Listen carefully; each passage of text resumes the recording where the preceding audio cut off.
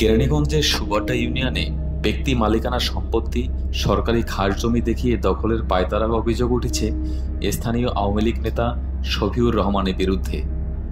জমি দখলে নিতে অর্ধশতাধিক জমিতে আদালতে মিসকেস দাখিল করেছেন।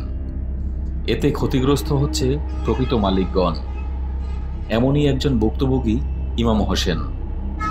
সুবাড্ডা মৌজার 1255 নং সিএসএ 9% জমি জাবেদা খাতুনের কাছ থেকে 2011 সালে ক্রয় করেছেন ইমাম হোসেন।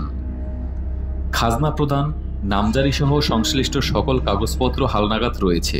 অথচ আওয়ামী লীগ নেতা শফিকুর রহমান ওই জমিকে সরকারি খাস জমি উল্লেখ করে মিসকেস দাখিল করেছেন।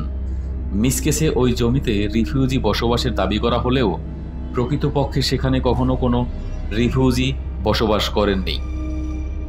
এ বিষয়ে ইমাম হোসেন বলেন, জানো তার পৈতৃক সম্পত্তি, তার কেনা সম্পত্তি, তারপরে নাকি ওই যে ইমাম হোসেন কিনছে।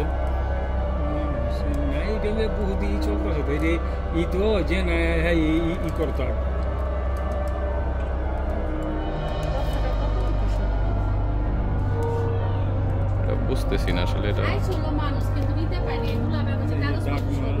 তার কাছে সব আছে।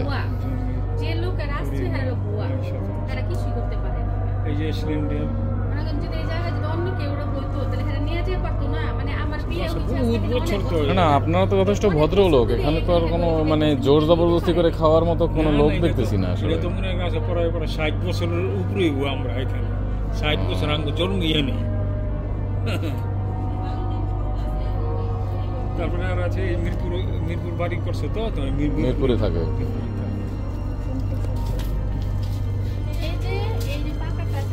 এই পাকা এই পর্যন্ত না?